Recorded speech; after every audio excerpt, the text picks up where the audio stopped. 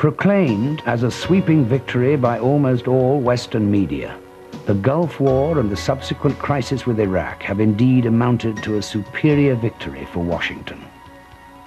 Paramount arms sales at a level never seen before, at last huge permanent military bases in Saudi Arabia, resulting in a better control of the oil flow and a better leverage on its pricing.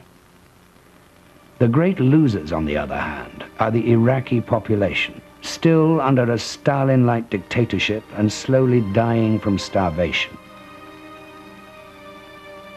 But the losers, however, are not just distant populations of the Middle East.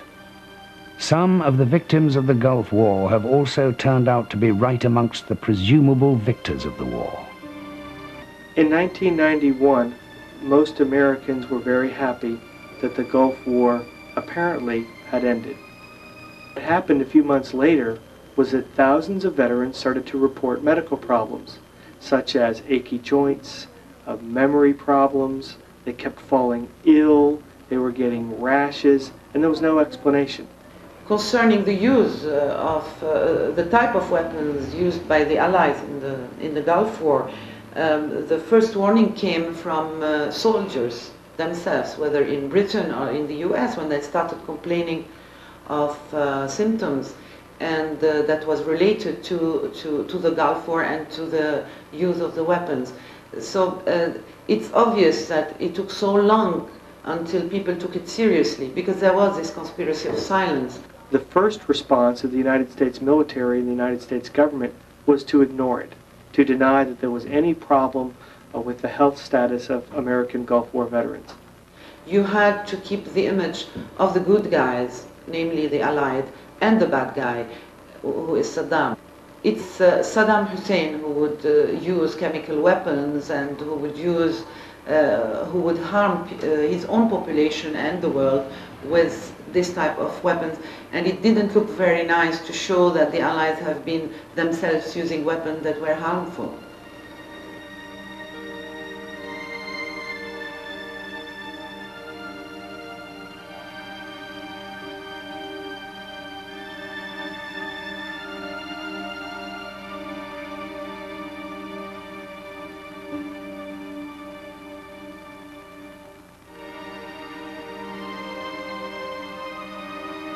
In the 1970s through the 1980s, the Pentagon, in complete secrecy, started experimenting with a new type of high-perforation shell made of the heaviest, hardest, most plentiful metal around, readily available without mining costs or efforts.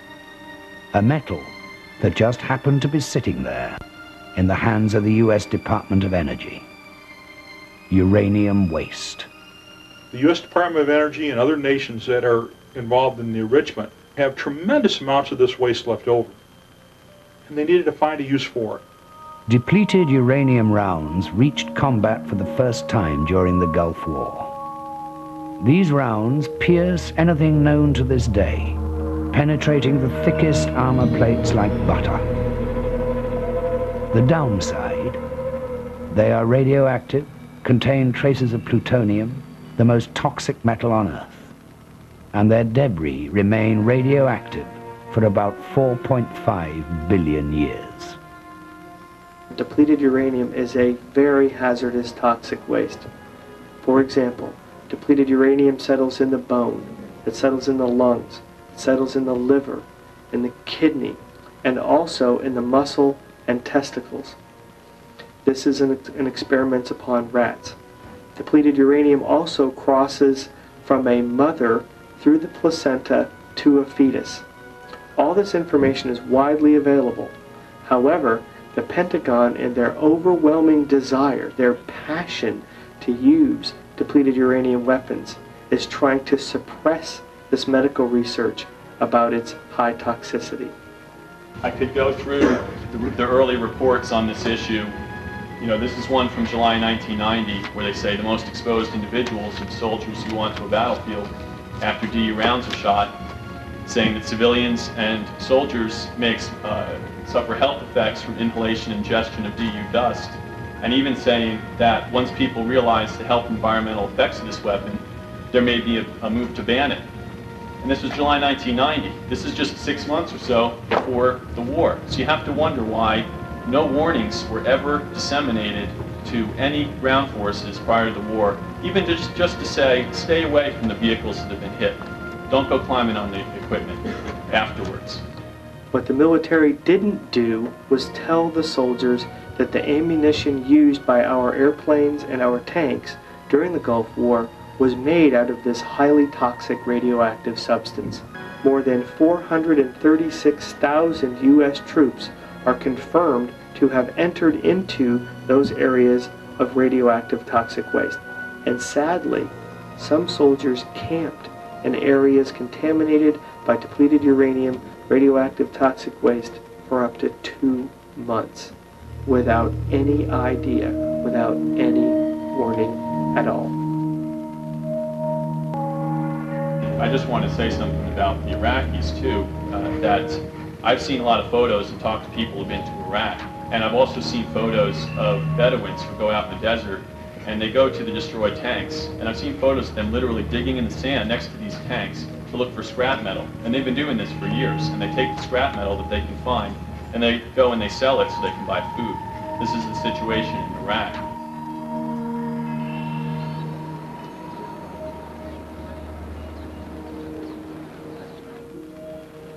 If we compare the mortalities, that is, the patients died because of cancer, in 1988 we have only 34 patients died because of cancer. But in 1998 we recorded 428 patients died because of cancer. Cancer which affects elderly people. Now it's seen in younger age groups.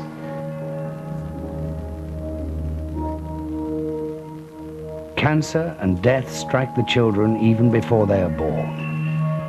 At the Children's Hospital, malformed babies happen at the frightening rate of 1 or 2 a day.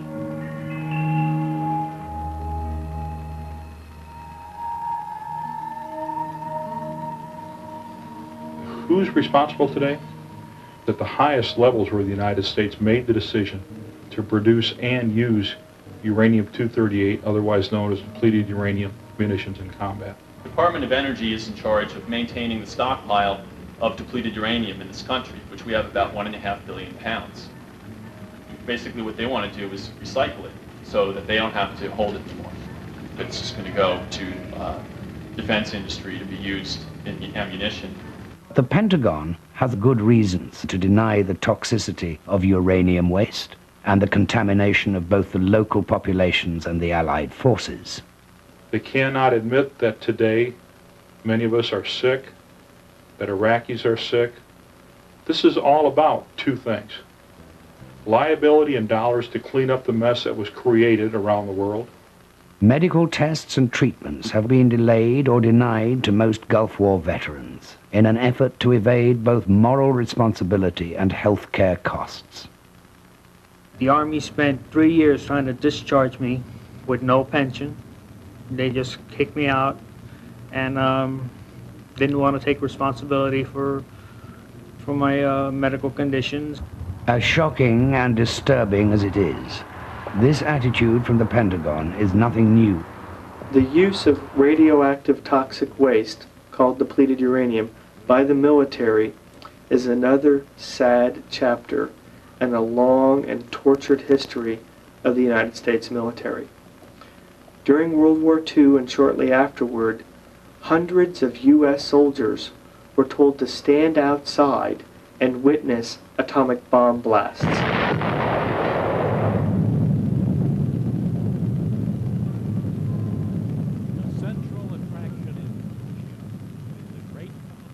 It wasn't until the 1990s that many of these veterans stepped forward and demanded health care and benefits as a result of being human guinea pigs.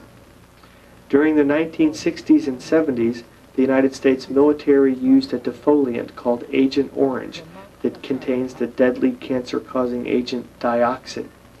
This Agent Orange was sprayed on trees and shrubs in Vietnam in order to destroy all the foliage. The debate went on for Agent Orange for years, that the Pentagon was saying no one was exposed to enough to cause any health problems. And we're in the same boat now with depleted uranium. The amount of lies told by the U.S. government on this issue are so spectacular as to be mind-boggling. Depleted uranium rounds have not only been spread all over Kuwait and southern Iraq, they have also been sprinkled all across Kosovo and Serbia, and are shot on a daily basis in such places as Vieques, Puerto Rico, and Okinawa, Japan, for training purposes and without any warning to the local populations. Today, 15 countries altogether possess and shoot ammunitions made of radioactive nuclear waste and are ready to sell them to whoever wants to buy them. We don't have to litter the battlefield with something that's hazardous for 4.5 billion years. The world needs to ban the use of uranium munitions, period.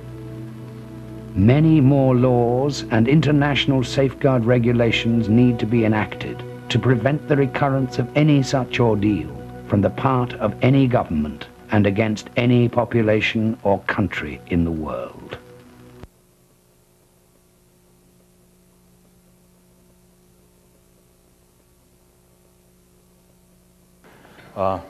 It's funny how around the world when I travel and I speak, I always keep coming back. I spent most of my life down here on 18th Street, right around the corner.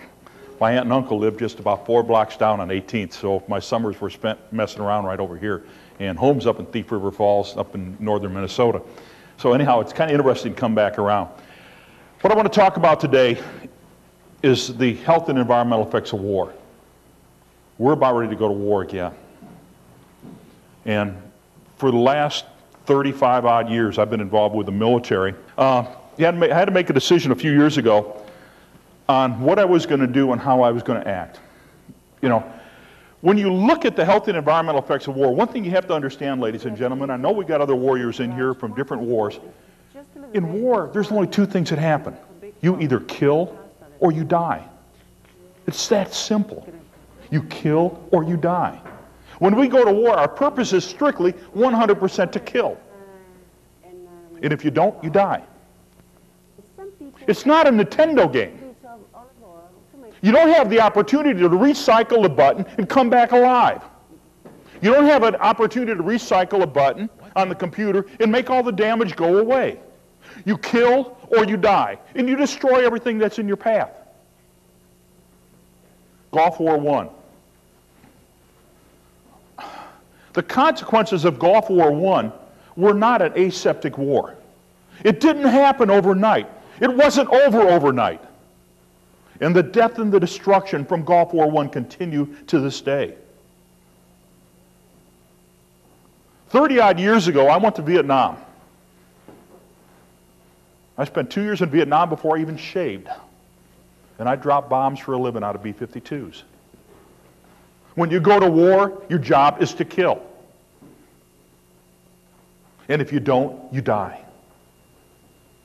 And that doesn't mean immediate dying. That means a slow death of reality of what happens from the consequences of going to war.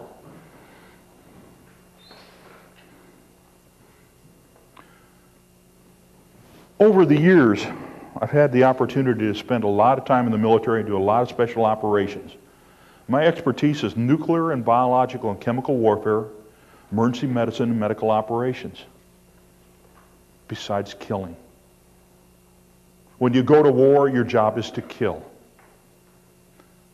You got in the TVs today, you see everybody, and all these kids are all excited. Well, I'm going to war, and I'm going to do this, and I'm going to do that, and rah, rah, rah. And they don't understand that they're going to kill or they're going to die. Gulf War I is the most toxic war known to man. The weapon systems that we use have gone beyond all ability for us to clean up the environment and to provide medical care. Reality of war is you kill or you die. And in most cases, you kill and you die. In Gulf War I, we made a conscious decision in December of 1990 at the Theater Command Headquarters that we would deliberately and willfully blow up the chemical and biological stockpiles that Iraq possessed and his nuclear reactors in place.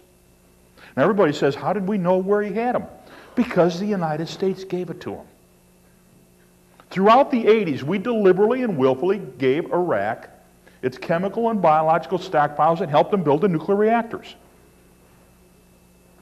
That's the subject of the Regal Commission report that James Toot wrote for the United States Senate, and we made a made-for-TV movie called Thanks of a Grateful Nation.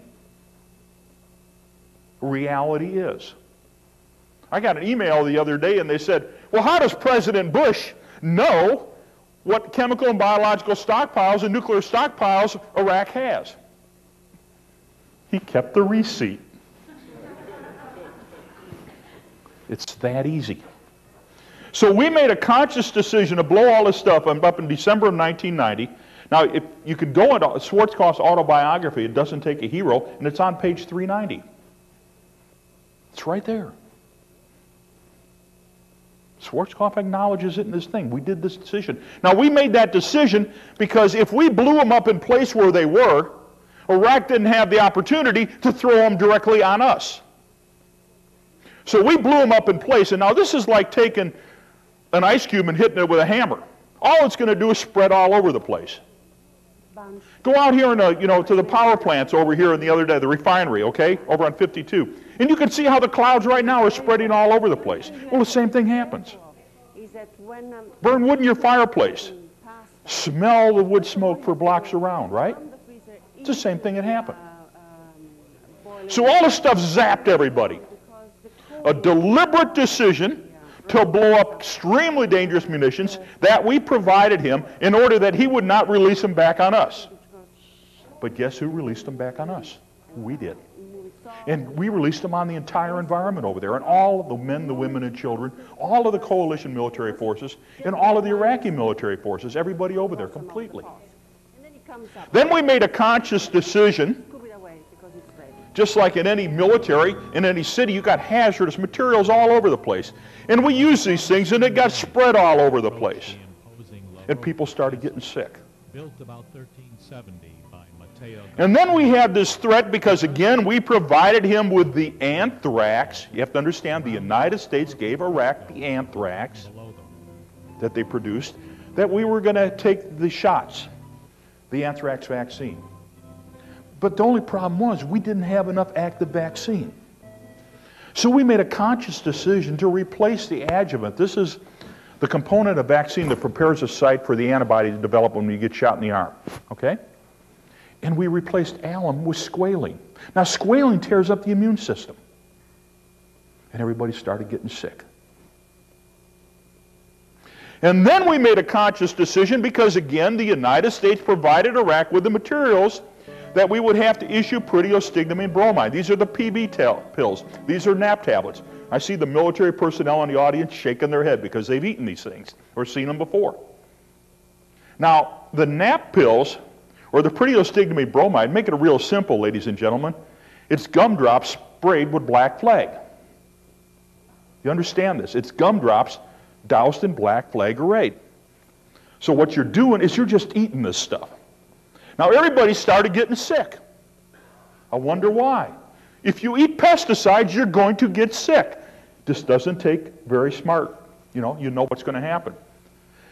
Well, now we have all this stuff happening. We got the people eating proteostigmine bromide. They're getting sick already. It's in the medical literature. Over 50% went down sick right away. Now we got all this stuff we blew up coming back on everybody. And guess what? We decided that in order to make life safe for us, we were going to use pesticides. You know, the Orkin man? Okay?